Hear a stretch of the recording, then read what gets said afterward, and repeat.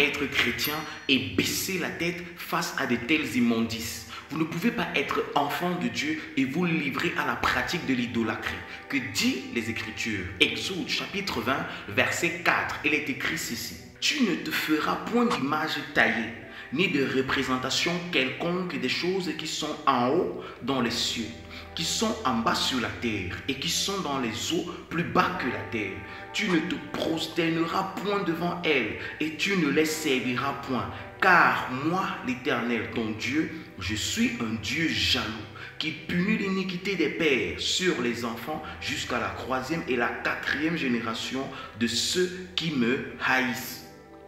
L'Écriture est claire, tu ne te prosterneras pas devant de telles inventions humaines. Mais que voyez-vous? Ces gens sont en train de pleurer parce que leur déesse, leur Dieu, est en train de partir en fumée. Ces gens sont en train de pratiquer ce que j'appelle l'idolâtrie primaire. Ils adorent de manière réelle une image taillée à partir du bois, de la cire ou de l'argile. Les amis, sortez du milieu de ces personnes. Ce sont des personnes qui s'opposent à la vérité de la parole de Dieu. Dans Colossiens, le chapitre 1, à partir du verset 15, la Bible nous dit ceci, que Jésus-Christ, il est l'image visible du Dieu invisible. Mais vous voyez que ces gens sont en train d'adorer des images visibles. C'est tout sauf ce qui est écrit dans la parole de Dieu. Vous pouvez le lire dans Jérémie chapitre 7, du verset 1 au verset 16. Lisez ce qui est écrit. Vous conviendrez avec moi que tout a été dit. Les idolâtres n'ont pas de place au milieu des enfants de Dieu. Si tu es chrétien, adepte de la pratique à l'idolâtrie, tu es tout sauf un enfant de Dieu. Si tu es chrétien et portes sur toi des chaînettes à l'effigie d'un Jésus, d'une Marie, d'un quelconque ange, aborde sur toi des chapelets, sache que tu es plongé dans l'idolâtrie primaire et donc en opposition à la parole de Christ. L'idolâtrie primaire a pour base le syncrétisme dans la pratique religieuse. Les Juifs, lorsqu'ils se sont mixés avec les Babyloniens, les Égyptiens, etc., sont entrés en contact avec des personnes qui vouaient un culte, soit à Astarté, soit à Ista, qu'on appelait encore la reine du ciel. Étant reine du ciel, il est venu dans l'imaginaire des pères fondateurs de l'Église catholique d'établir Marie comme étant une immaculée conception éternellement vierge et donc une divinité. C'est par là que Marie a commencé à devenir la reine du ciel. Lisons ce que nous dit Jérémie chapitre 7, du verset 13 au verset 16. Lisons ce qui est écrit. Et toi, n'intercède pas en faveur de ce peuple. N'élève pour eux ni supplication ni prière. Ne fais pas des instances auprès de moi, car je n'écouterai pas. Ne vois-tu pas ce qu'ils font dans les villes de Juda et dans les rues de Jérusalem? Les enfants ramassent du bois, les pères allument le feu et les femmes pétrissent la pâte pour préparer des gâteaux à la reine du ciel et pour faire des libations à d'autres dieux afin de mériter. Est-ce moi qu'ils irritent, dit l'Éternel? N'est-ce pas à eux-mêmes, à leur propre confusion? Comme dans cette image que nous voyons Marie être brûlée. N'est-ce pas à leur propre confusion? Ils sont en train de pleurer, couler des larmes. N'est-ce pas à leur propre confusion?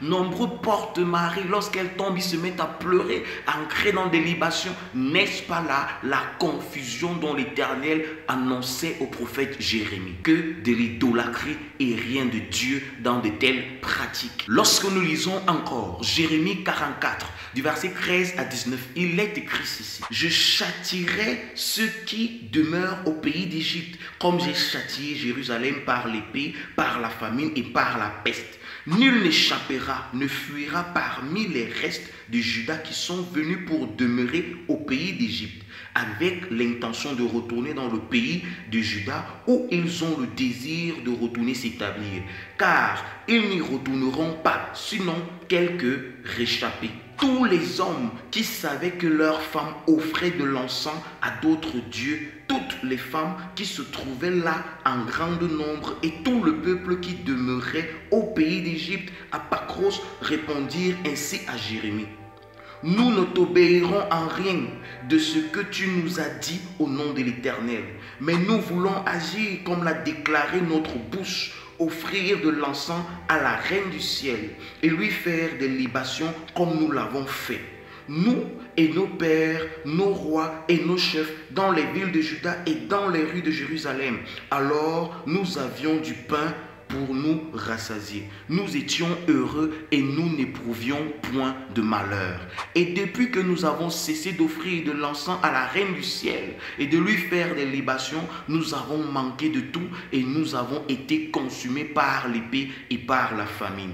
D'ailleurs, lorsque nous offrons de l'encens à la Reine du ciel et que nous lui faisons des libations, est-ce sans la volonté de nos maris que nous lui préparons des gâteaux pour l'homme et que nous lui faisons de libations? Vous voyez, le peuple de Dieu, Israël, faisait des offrandes à la Reine du ciel en vue de l'adorer, en vue de la célébrer. Aujourd'hui encore, il y a une fête qu'on appelle la montée de Marie au ciel, l'Assomption. Ce n'est pas scripturairement vrai, mais cette fête est pratiquée. Tout est fait pour détourner la véritable adoration, pour que les hommes se retrouvent en train d'adorer une déesse païenne, une déesse issue du paganisme. Vous êtes aujourd'hui plongé dans le paganisme de la chrétienté. La divinité de Marie vient des papes, des prêtres et non pas de Christ. Elle était pieuse, mais elle a péché et elle était une pécheresse. Marie n'est jamais allée au ciel. Elle attend comme tout homme le salut et la résurrection promis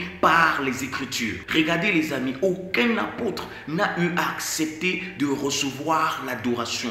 Tous, y compris les anges envoyés par l'Éternel, demandaient aux hommes qui voulaient leur offrir une adoration de ne pas les adorer, mais d'adorer Dieu, d'adorer le véritable Dieu. Qui vous a ensorcelé? Qui vous a demandé d'adorer des pierres, d'adorer Marie, qui n'est qu'une simple créature ayant bénéficié de la grâce de Dieu? Qui vous a ensorcelé, mes frères? Qui vous a envoûté? Un jour, une dame a voulu instaurer le culte marial dans la présence de Jésus. Nous lisons cela dans Luc chapitre 11, à partir du verset 27. Écoutez très bien ce qui est dit à cette femme par le Seigneur. Il est écrit ceci. Luc 11, à partir du verset 27. Tandis que Jésus parlait ainsi, une femme, élevant la voix du milieu de la foule, lui dit: Heureux le sein qui t'a porté, heureuses les mamelles qui t'ont allaité. Et il répondit: Heureux plutôt ceux qui écoutent la parole de Dieu et qui la gardent. Heureux plutôt ceux qui écoutent la parole de Dieu et qui la gardent. Les amis, écoutez la parole de Christ et conservez-la. Colossiens chapitre 1, verset 15, il est écrit: Christ est l'image du Dieu invisible. Et Christ, c'est sa parole. Adorez les Écritures. Adorez Jésus-Christ, le seul sauveur, l'unique racheteur des âmes dans ce monde. Le culte marial est un culte dont le pape suprême est Satan. Et tous ceux qui adorent Marie sont en train d'adorer Satan dans leur ignorance. Sortez de telles pratiques et recevez pleinement Jésus-Christ dans votre vie comme votre unique sauveur et Seigneur.